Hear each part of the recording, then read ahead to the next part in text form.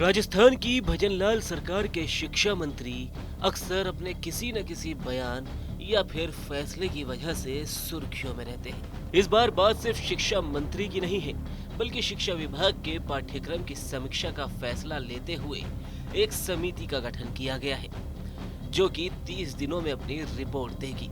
इसके बाद राष्ट्रीयता और राजपूताना इतिहास को गलत तरीके से पेश करने वाले विषयों को सुधारा जाएगा। आरएसएस से जुड़े कई बड़े लोगों के बारे में भी पढ़ाया जाएगा।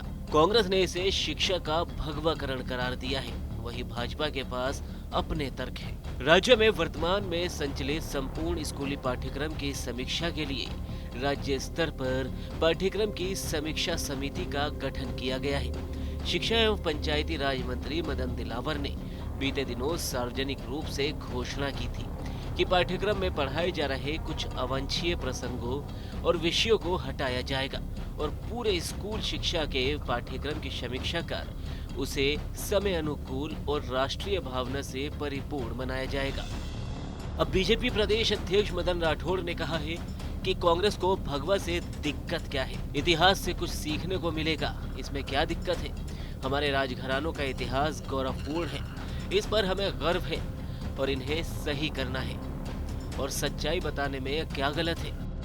उधर जयपुर राज परिवार की राजकुमारी और डिप्टी सीएम दिया कुमारी ने राजपूत समाज के एक कार्यक्रम में एक बयान देते हुए इसे और ज्यादा तूल दे दिया। उन्होंने कहा कि नए सिलेबस में राजपूताना इतिहास को पढ़ाया जाएगा। राजपूताना इतिहास गौरवमयी इतिहास है। डिप्टी सीएम दिया कुमारी ने कहा कि ब्रिटिश काल और मुगल काल में जो इतिहास था वह गलत था, युवा पीढ़ी को गलत इतिहास बताया गया।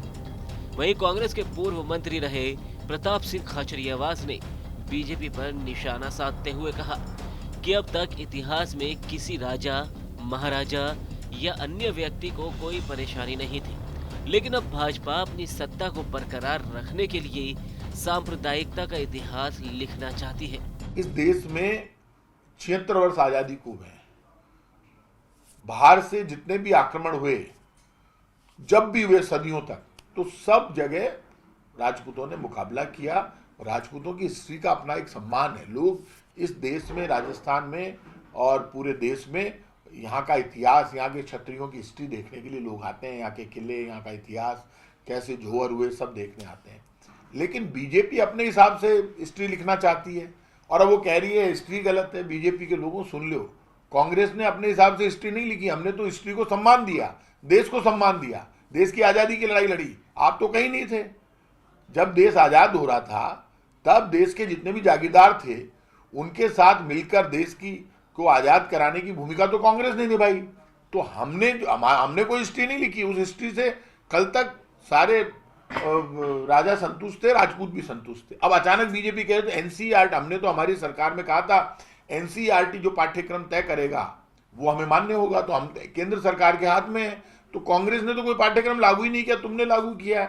अब बीजेपी अपने हिसाब से हिस्ट्री लिखना चाहती है, तो बीजेपी क्या ये लिखेगी?